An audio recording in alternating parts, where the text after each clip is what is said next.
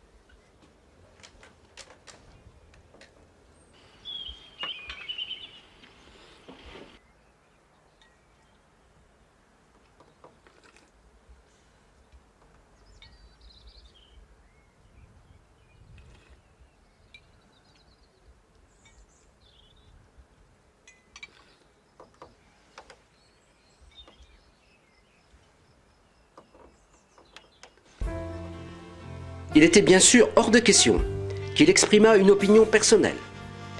Il n'y avait dans cette maison d'avis autorisé que celui de Madame Gaspard. Ah! Mais cette soupe, elle n'est pas assez salée! Allez, va me chercher le sel! Ah, nom d'un chien, alors!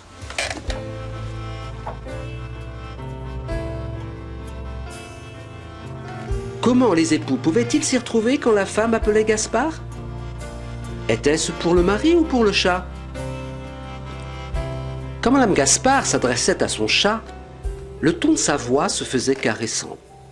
Alors, mon petit Tout autre était son timbre quand elle apostrophait son malheureux époux. Bon, alors, il vient ce sel?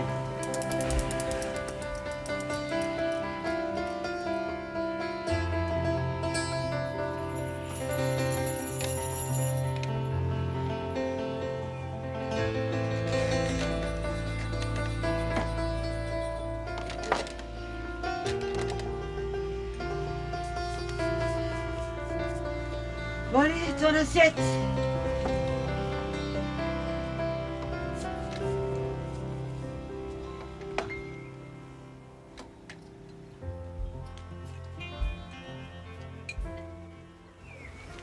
Bon, quand est-ce que tu comptes bêcher le jardin?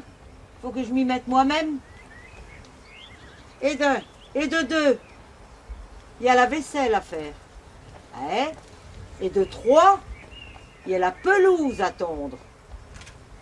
D'accord?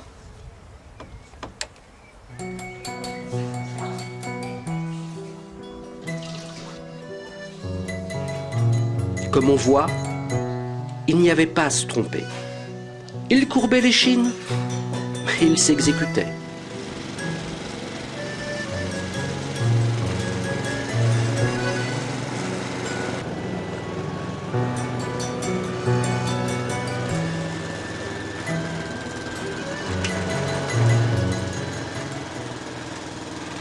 Monsieur et Madame Gaspard avaient un voisin, Monsieur Antoine, qui était veuf et retraité.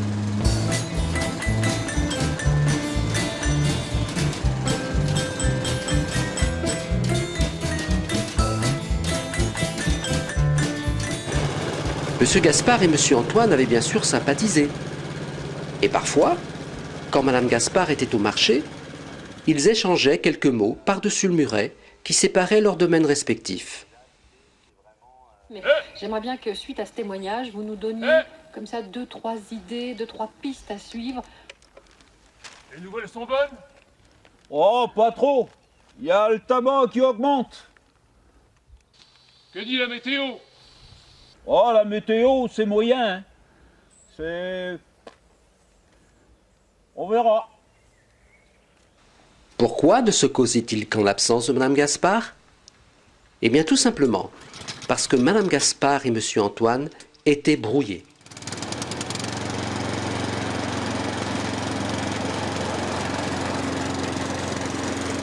En effet, M. Antoine avait un chien plein de vie, qui ne se privait pas, quand d'aventure Gaspard le chat venait explorer son domaine, de lui donner une chasse effrénée qui se poursuivait sur les plates-bandes de Mme Gaspard.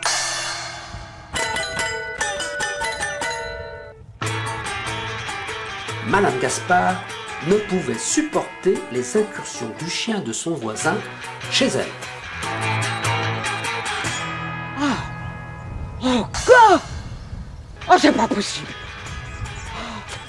Dégage, sale chien! Et le pauvre monsieur Antoine se faisait couvrir d'injures et de menaces par la mégère. Ça suffit comme ça, hein. Votre chien est encore traîné ses pattes dans mon jardin et il a couru après mon chat. Ça devient insupportable. Attachez votre chien, hein. Sinon je fais appel à un huissier. Peut-on décemment entretenir des relations de bon voisinage avec un homme qu'on a menacé d'huissier? Non, n'est-ce pas? Madame Gaspard ignorait donc son voisin et entendait que Monsieur Gaspard fit de même.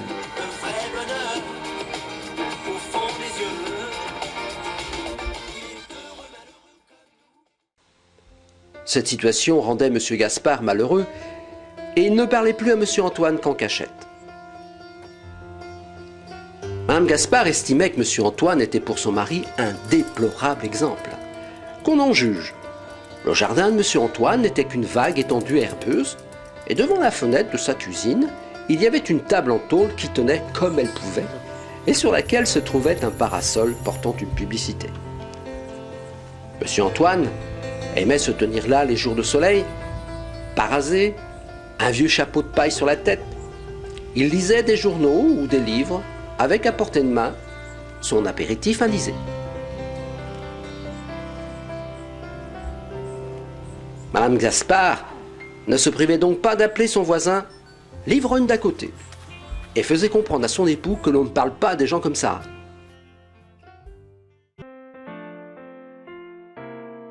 En revanche, chez les Gaspard, on ne servait des boissons alcoolisées qu'aux fêtes carillonnées, et plus particulièrement à chaque anniversaire de Madame Gaspard.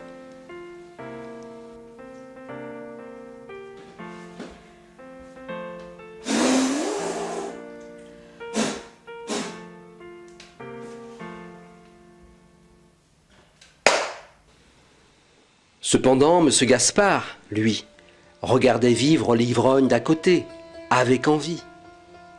Pas de femme, pas de chat, pas d'entrave. Quant à M. Antoine, il se levait aux heures qui lui plaisaient, et il mangeait à sa guise.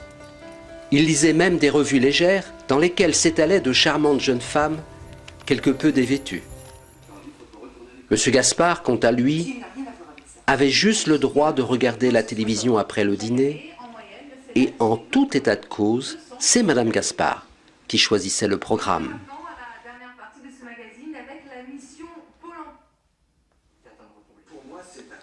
Et quand d'aventure on apercevait une fesse ou un sein sur le petit écran, elle se levait et éteignait l'appareil de manière autoritaire, laissant M. Gaspard bouche bée.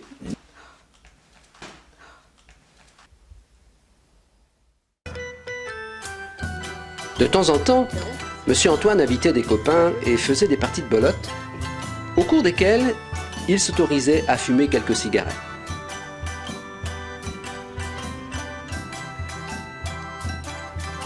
Depuis des lustres, Madame Gaspard avait supprimé le tabac à son mari, arguant que le tabac était cher, mauvais pour la santé, et qu'enfin, son odeur empestait toute la maison. Monsieur Gaspard avait secrètement conservé une vieille pipe courbe dont il aimait sentir le doux contour au fond de sa poche. Parfois, en cachette, il la portait à sa bouche et aspirait à travers le tuyau, goûtant un air qui conservait encore un petit parfum de fumée. Ah, il aurait aimé vivre la vie de Monsieur Antoine, Monsieur Gaspard. Mais il y avait Madame Gaspard, et puis ce chat, qui le regardait d'un air méchant. Il en vint à haïr l'animal autant que sa maîtresse, à ne plus penser qu'à s'en débarrasser par tout moyen. La Providence, heureusement, se chargea de l'ouvrage.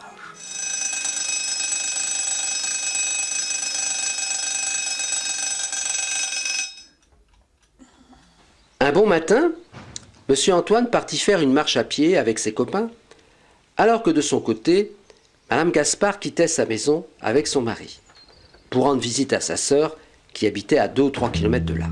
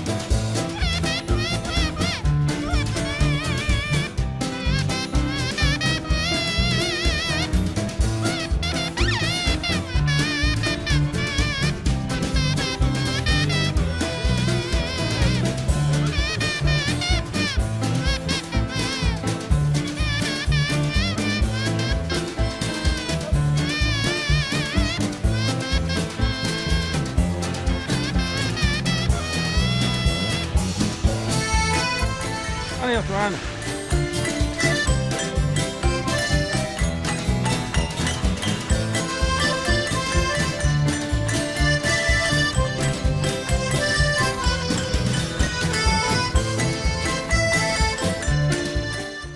Quand Monsieur Antoine rentra de son périple, il était, ma foi, fort gai et très fatigué.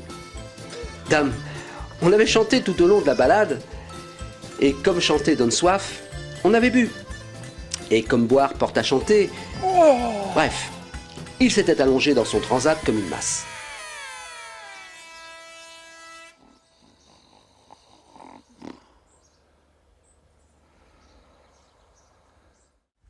Soudain, des grognements le réveillèrent. Monsieur Antoine se passa les mains sur les yeux, Oh putain, chien! comme pour chasser un mauvais rêve. Le chat de Madame Gaspard! Lâche! Ah ben, dis donc, t'as fait du beau travail, hein? Ça va pas arranger les relations avec mes voisins. Oh, il est mort!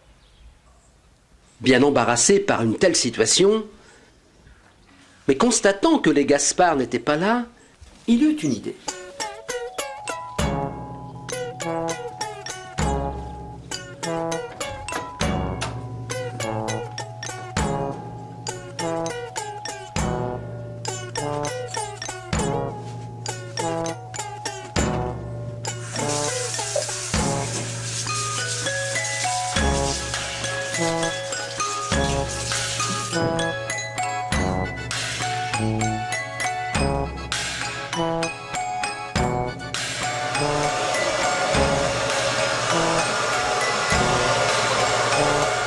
Après avoir nettoyé le chat, il prit feu Gaspard dans ses bras, enveloppé dans une serviette, et considérant que le cadavre était plus présentable, il se dirigea vers la maison des Gaspard.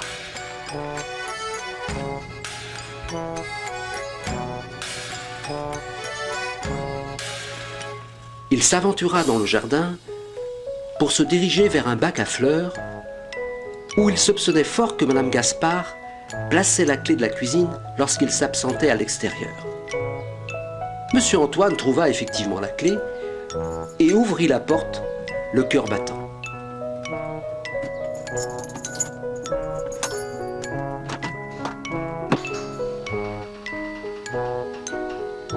Y a quelqu'un? Bien sûr, personne ne répondit. Mais là, près de la table de la cuisine, il y avait le panier du chat. Monsieur Antoine déposa le corps du chat Gaspard dans le panier et l'arrangea de manière à ce qu'il parût dormir. Puis, il se retira en remettant soigneusement la clé là où il l'avait prise. Alors qu'il s'apprêtait à partir, il vit dans le jardin un endroit où la terre avait été retournée et s'écria: Oh, le chien! Il a encore creusé chez les Gaspard. Il se dirigea vers le trou et le reboucha.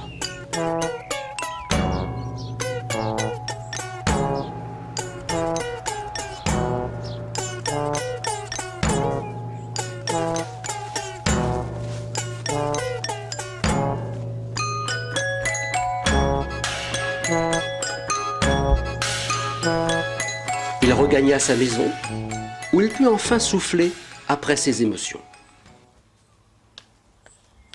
Ouf, une bonne chose de faite.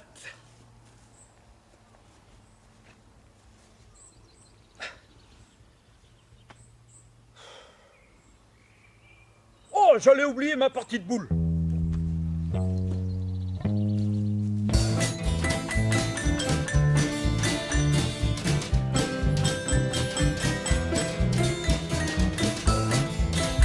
Monsieur Antoine partit donc rejoindre ses copains pour faire sa partie de boules sur un terrain situé idéalement face à la mer.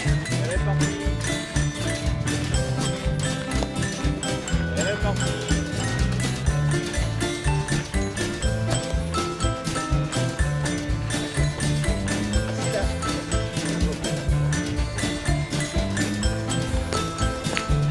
Ouais, c'est bon.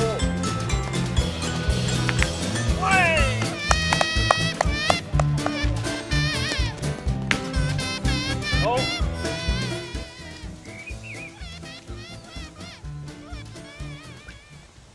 À son retour, et juste devant lui, il vit sortir de l'impasse une ambulance. Diable, s'était-il passé quelque chose de grave?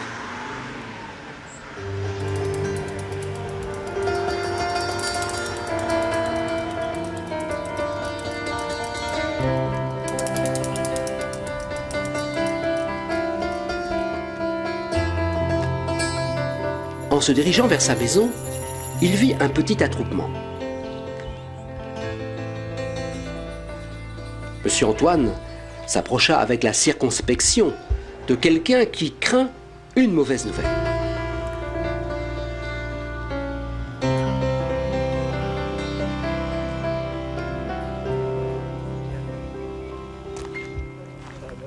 Oh, monsieur Antoine, on est bien peu de choses dans tout ça. Cette pauvre Madame Gaspard. Elle est... Morte, monsieur. Oui, comme ça, d'un seul coup. Un infarctus, probablement. Ouais, ben, elle manquera personne, hein, parce qu'elle était si mauvaise avec les autres. Bon, après toutes ces émotions, ben, je crois que je vais aller me coucher. Monsieur Antoine rentra donc chez lui, paradoxalement soulagé. Il n'avait plus d'ennemis à sa porte. Les deux êtres qui empoisonnaient son existence disparaissaient le même jour.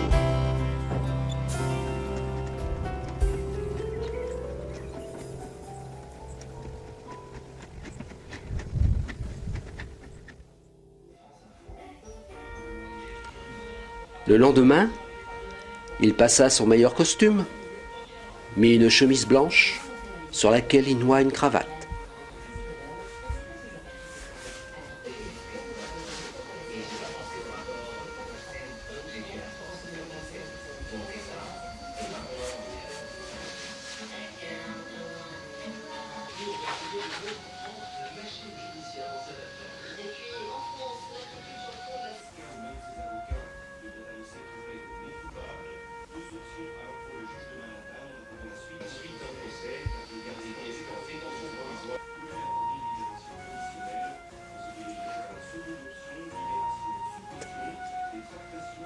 Puis, il se rendit aux obsèques de Madame Gaspard.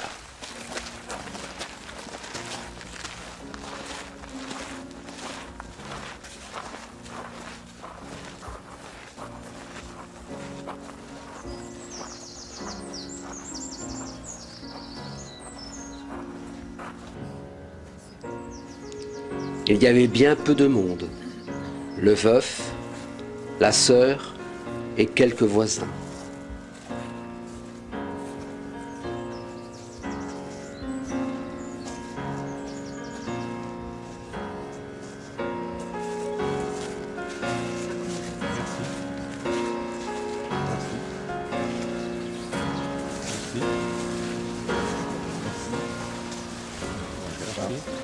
Monsieur Antoine présenta ses condoléances en prononçant les paroles d'usage. Sincère condoléances. Merci d'être venu.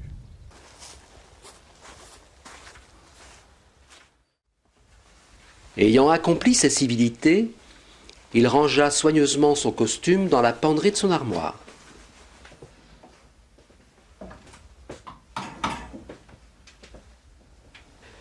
Dans une tenue plus adaptée à son quotidien, il alla se laisser tomber sur la chaise de jardin et tenta de se concentrer sur la lecture de son journal.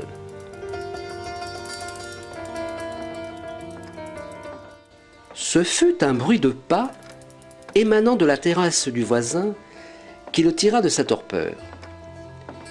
Il se redressa et se dirigea vers le muret mitoyen.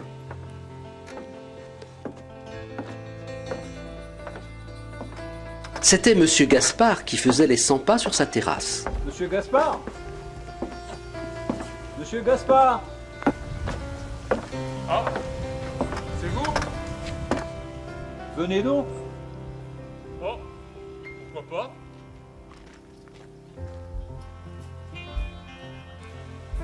Monsieur Gaspard se rendit à la maison de Monsieur Antoine et arriva dans le jardin d'un pas un peu hésitant. Venez donc. Monsieur Antoine l'invita à s'asseoir. Attendez, je reviens.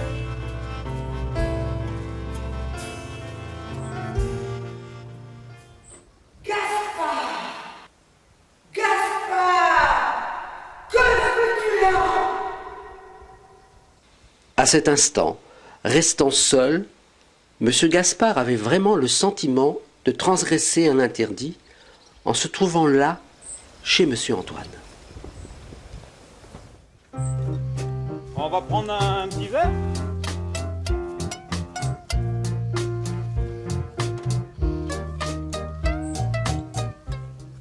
Oh, un petit peu plus. Voilà. À la vôtre.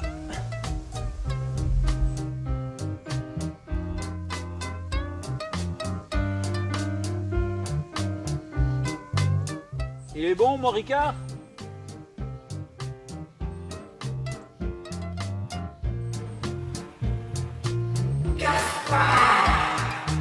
Qui t'a permis de boire? Les événements de la journée, l'impression de liberté qu'il ressentait, tout soudain lui faisait tourner la tête. Mon chat!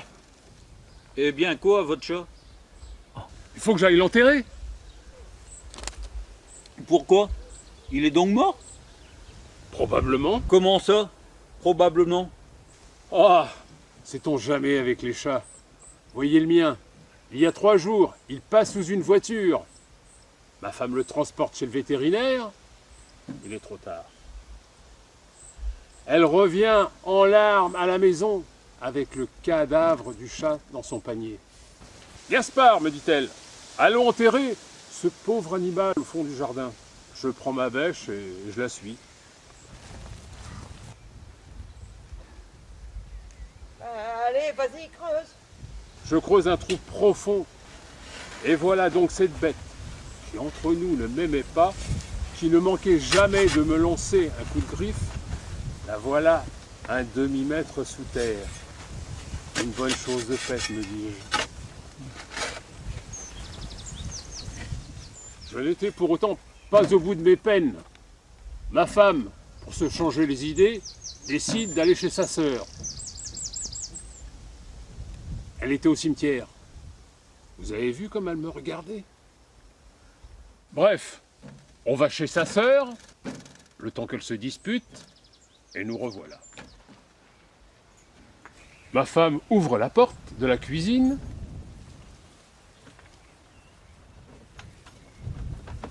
Et là, j'entends un cri terrible. Je me précipite. Ma femme est là, étendue, toute raide sur le carrelage de la cuisine, au milieu d'assiettes cassées. Trop tard. Elle est morte.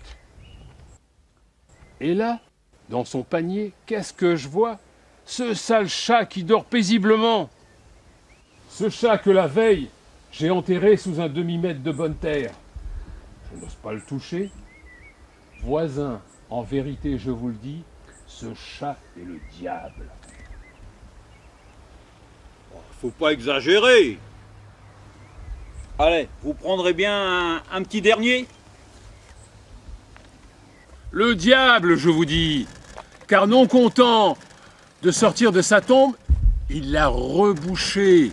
Mais qu'est-ce que vous me racontez là? C'est le chat qui a tué ma femme. Vous vous rendez compte? Il passe sous une voiture, il meurt, on l'enterre, et vlan, 48 heures plus tard, il est là, dans son panier, dormant comme si de rien n'était. Il y a de quoi avoir une attaque, non? Eh bien, c'est ce qui est arrivé à ma pauvre femme. Son cœur a lâché.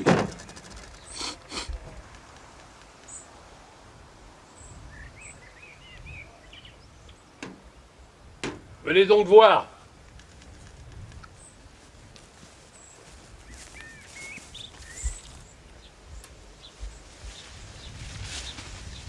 Regardez, il n'y a plus de traces. C'est là que je l'ai enterré. Je suis pas fou tout de même. Ne vous mettez pas dans cet état-là. Allez, allons voir si le chat est toujours dans son panier.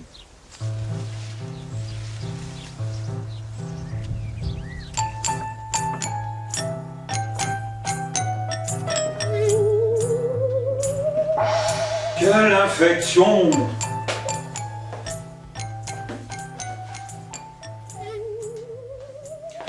N'approchez pas. Qu'allez-vous faire? L'enterrer?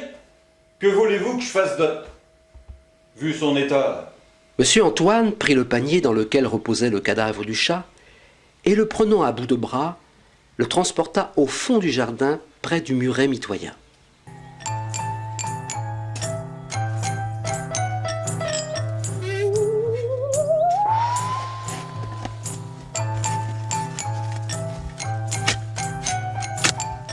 Il ne lui fallut pas longtemps pour creuser un trou. Il y déposa ensuite le chat mort avec la couverture en guise de suaire. Il plaça quelques pierres dans le trou, de façon à ce que son chien ne revienne pas le déterrer à nouveau. Et il acheva sa tâche par l'aplanissement de la terre à l'aide de ses pieds. Monsieur Antoine regagna ensuite la cuisine de Monsieur Gaspard, lequel était en train de pulvériser du désinfectant. Il ne reviendra pas? Rien à craindre.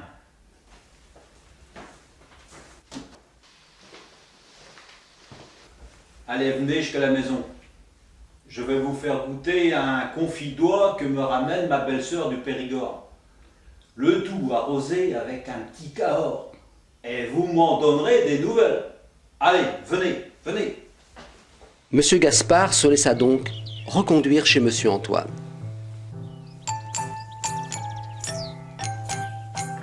Asseyez-vous.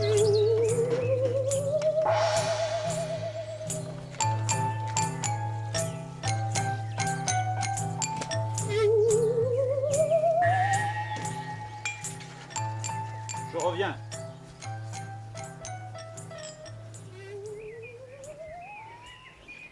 Monsieur Gaspard mit machinalement la main à sa poche et en retira sa vieille pipe, qu'il considéra avec attendrissement, en se disant « Si j'avais seulement du tabac ». On eût dit que Monsieur Antoine avait lu dans ses pensées. C'est Louis qui l'a oublié l'autre jour après sa partie de belote.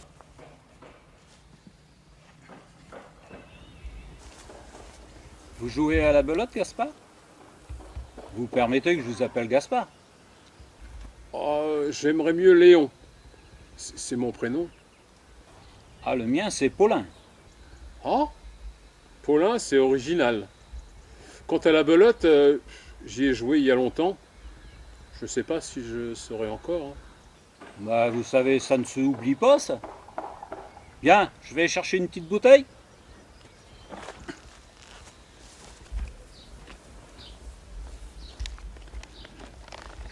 Monsieur Gaspard bourra soigneusement sa pipe.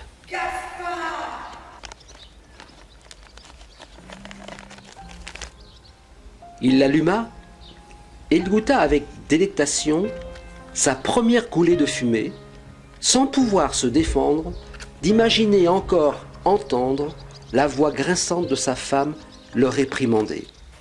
Gaspard, qui t'a permis de fumer?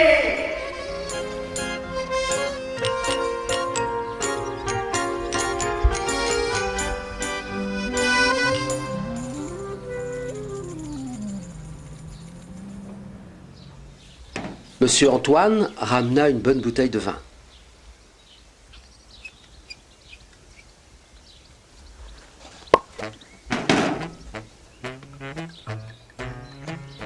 C'est du bon. Vous m'en direz des nouvelles.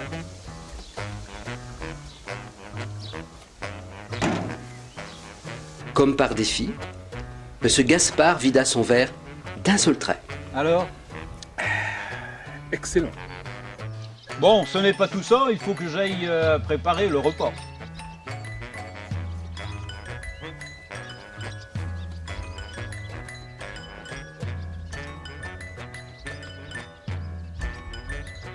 Le vin lui chauffant le ventre, Monsieur Gaspard fut pris d'une soudaine rancune à l'encontre de la mégère qui, pendant tant d'années, l'avait privé de ses menus plaisirs. Gaspard! Puis, la pipe toujours au bec, il souffla un bon coup et s'adressant à son nouvel ami, il beugla. Paulin! Paulin! Ouais. Ça te fait rien si je te tutoie?